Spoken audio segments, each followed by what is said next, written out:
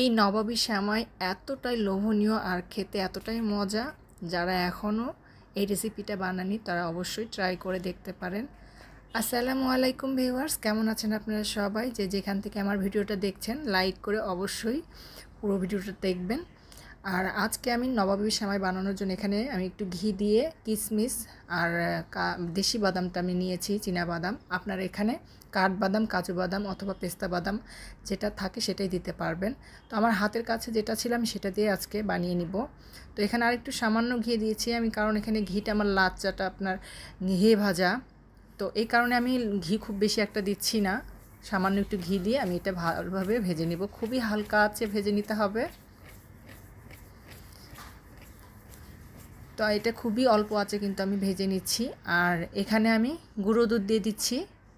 অবশ্যই কিন্তু গুঁড়ো দুধটা দেওয়ার চেষ্টা করবেন, তা না হলে কিন্তু এই নবাবী সেমাইয়ের যে মজাটা বা টেস্টটা সেটা কিন্তু ফুল আসবে না, সম্পূর্ণ পাবেন না। খুবই মজার হয়। আর আমি এখানে কিন্তু সামান্য চিনি দিয়েছি, খুব বেশি এখানে চিনি দিব না, কারণ দুধের ভিতরে যেটা চিনিটা মিষ্টিটা থাকবে সেটাতে আপনার অ্যাবজর্ব হয়ে যাবে এটার সঙ্গে।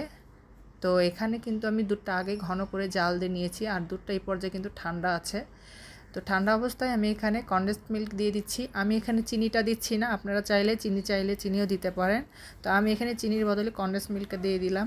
তবে কনডেন্সড মিল্কে কিন্তু অনেক মিষ্টি থাকে।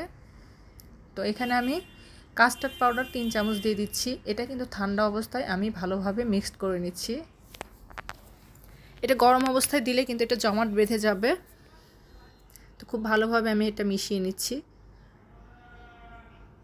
তো মিশানো কিন্তু হয়ে গেছে, আমি এখন চুলোটা অন করে দিচ্ছি। চুলোটা অন করে দিয়ে আপনাকে অনবরত নাড়তে হবে, তা না হলে নিচে কিন্তু লেগে যাবে। আর জালটা খুব হালকা আঁচে রাখবেন। তো এটা ঘন যখন হয়ে আসবে তখন কিন্তু এটা নামিয়ে নিতে হবে। তো এই পর্যায়ে কিন্তু আমি নামিয়ে নিব এটা। আর এটা কিন্তু গরম গরম আপনাকে রেডি করে নিতে হবে। আর এখানে লাচ্চাটা আমি এখানে ছড়িয়ে দিচ্ছি। যে লাচ্চাটা আমি ঘিয়ে ভেজে নিয়েছিলাম সেটা আমি এখানে ভালোভাবে ছড়িয়ে দিচ্ছি। ভালোভাবে ছড়িয়ে দিয়ে এখানে আমি যে দুধটা জাল করে নিয়েছি কাস্টার্ড দিয়ে সেটা আমি এখানে দিয়ে দিব। এটা আমি 2টা লেয়ারে করছি, আপনারা চাইলে এটা 3টা লেয়ারও করতে পারেন। তো এখানে বাদ বাকি যে লাচ্চাটা ছিল সেটা আমি উপর দিয়ে আরেকটা লেয়ার করে দিচ্ছি। আরেকটা লেয়ার করে দেওয়ার পর এখানে আমি যে বাদাম আর কিশমিশটা ভেজে রেখেছিলাম সেটা উপর দিয়ে আমি সবটুকুই দিয়ে দিব।